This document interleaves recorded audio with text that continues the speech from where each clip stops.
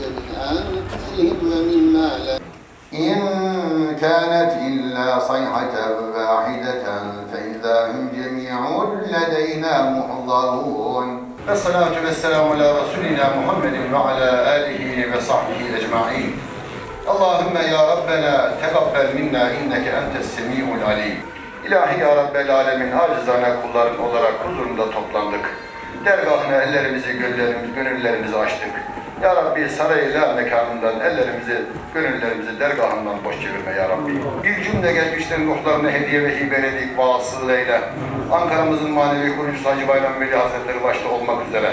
Camimizde metfun bulunan Taceddin Sultan Hazretleri, İstiklal şairimiz merhum Mehmet Akif, camimizin haziresinde bulunan merhum Muhsin Yazıcıoğlu, Nuri Pakdil abimiz ve Yusuf Ozan Palatoğlu abimizin ve camimizin haziresinde bulunan cümle mümin ve müminat, şehit-i şühedanın da ruhlarına hediye edik, vasıl eyle ya Rabbi.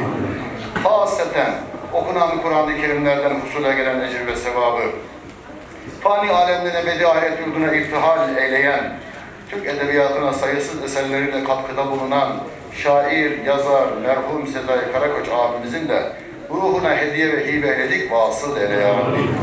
وَلَا يَؤُودُهُ حِفْظُهُمَا وَهُوَ الْعَلِيُّ الْعَظِيمُ اللّٰهُ وَحْدَهُ لَا شَرِيكَ لَهُ Diriliş eri Üstadımız Sezai Karakoç vefat etmiştir. Üstadımız için İstanbul'da cenaze namazı kılınmakta ama oradaki dualara Ankara'dan, doğduğu Diyarbakır'dan, Bosna'dan ve Kudüs'ten eşlik edilmektedir. Ya bir cenaze namazı kılınışı da aynı normal cenaze namazı gibi bir değişiklik yok tarifinde.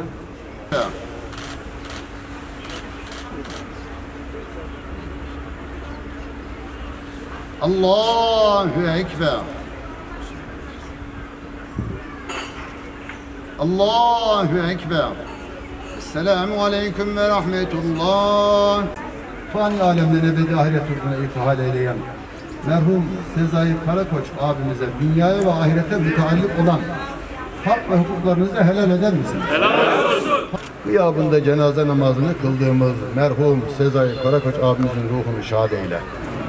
Allahu Ekber, Allahu Ekber, La ilahe illallah, Allahu Ekber, Allahu Ekber ve lillahil hamd.